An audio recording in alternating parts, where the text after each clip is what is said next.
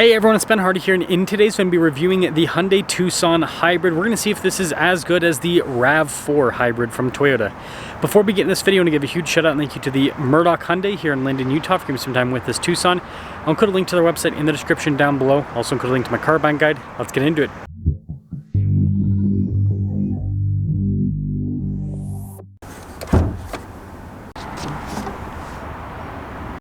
Powering this Tucson is a turbocharged 1.6 liter four-cylinder that goes through a 6-speed automatic. It is also paired to a hybrid system. It puts out 231 horsepower and then 271 pound-feet of torque. Fuel economy with this is 35 miles per gallon combined. Now, before we move forward with this review, I do want to mention if you want to see more videos just like this, then I recommend you subscribe because I post content every single day. Starting with the hood of the Tucson, you can see how it's raised there on either side, so it gives it a kind of boxier design almost.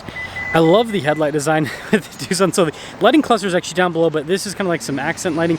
I don't know, overall it's pretty cool how it integrates with the grille, and they've kind of slightly tweaked it for 25, but it's mostly the same. Now our tire wheel setup is 235 by 60 by 18 on the front and over in the rear. And you can see here with the wheels, you've got the silver mixed with the metallic gray, mostly closed off, which makes sense for aerodynamic efficiency. Got these chunky fender flares, you can see the rest of the bodywork there, and then of course crazy body lines that crisscross the side here. But I think the Tucson looks pretty cool overall. Now this leads us to the key fob. We have our lock and unlock function, a remote start. We got the opening for the hatch as well. If it'll ever, there we go. That was kind of laggy.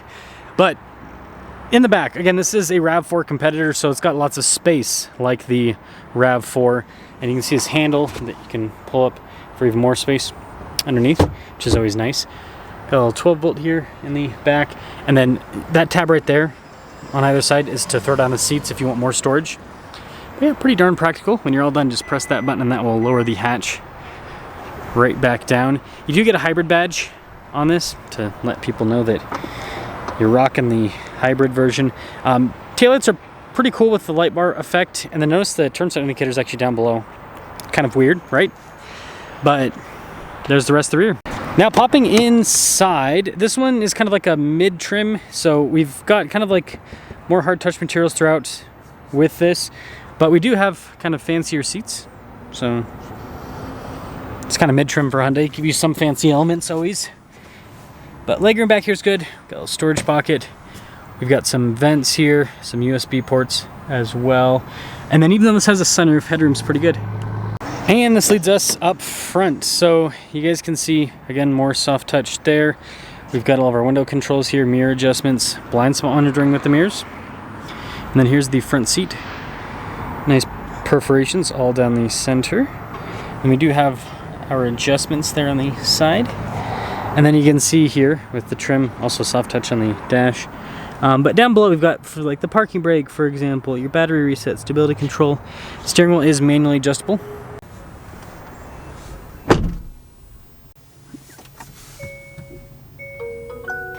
Select update now. Now taking a look at the steering wheel, we've got Hyundai's new steering wheel logo, which I think actually looks pretty cool.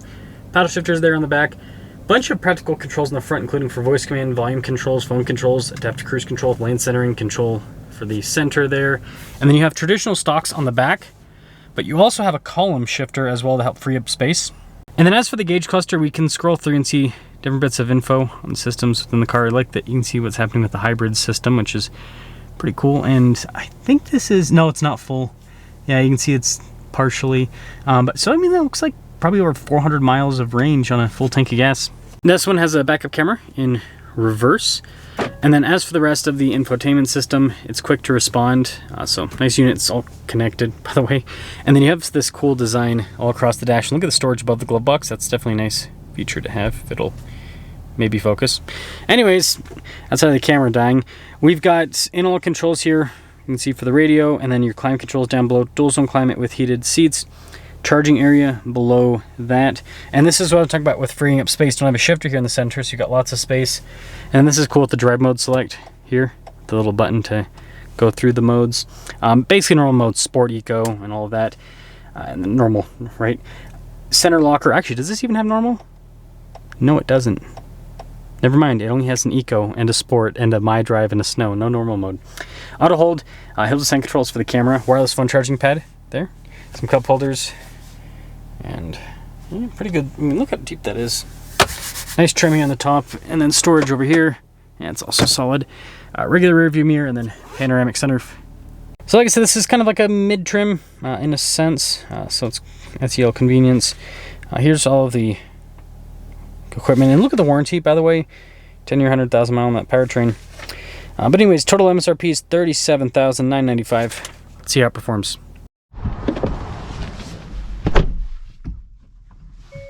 Tucson Hybrid.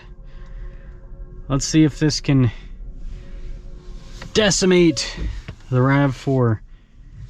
I'm glad that we have more and more hybrid offerings, because I have said this in the past, and I'll say it again, hybrids just make a lot of sense for a lot of people.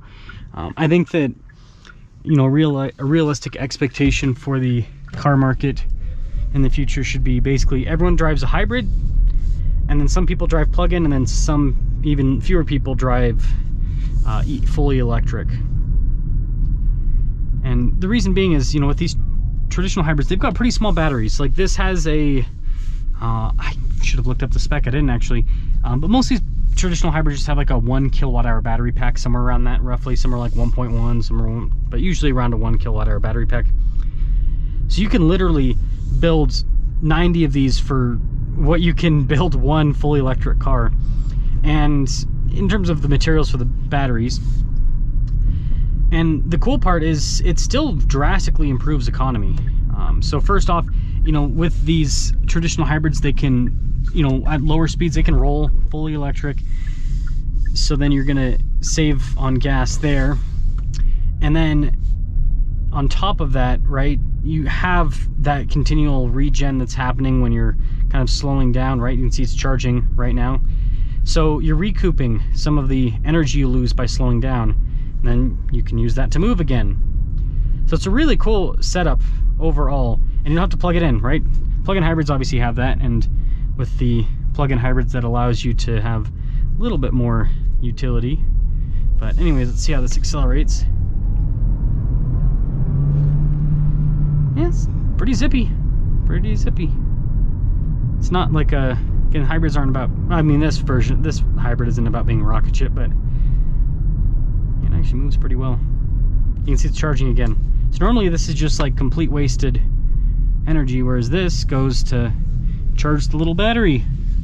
And now I've got some energy that I can kind of reuse. So overall, this drives really well. It's super smooth, actually. I think that the 6-speed paired with the turbo, it all works out. So what you feel is you've got an instant push, right? That's from the electric side of things. Then by the time that that kind of tapers off a little bit, then the turbo's already spooled up. So then you still have, so it's very consistent, smooth acceleration. It's nice. I really like it. And then, you know, the Tucson in general, it drives nice. It looks pretty funky on the outside, but I like it. And it's got a nice interior. And this, you can get this in like a limited if you want. You've got options, right? So if this isn't fully loaded enough for you, you can get a more loaded up version. But it's just a solid offering. So let me know, guys, if you, let me know if you guys want me to do like a side-by-side comparison. I think what would be really cool would be RAV4 versus CRV versus this versus the new CX-50 hybrid once that comes out. That's going to be at dealerships soon. I think that would be a really cool 4-way side-by-side comparison. I'm not sure how I'd put it together, but I could figure something out. But yeah, great setup. And you know, my take is this is kind of the route I'd go. And you know, obviously they still have the regular Tucson, right? You don't have to get a hybrid. But the thing I like about the hybrids is they're not that much more expensive. They get much better gas mileage. And it's not just gas mileage, it's the driving experience, right? The acceleration, everything's smoother, so kind of leads to just a better driving experience overall. And I do think that's kind of worth the extra money. And this is something that I've really been cognizant of since I now own a hybrid, and I love it. I really do like it. It's an enjoyable ownership experience. So let me know your thoughts.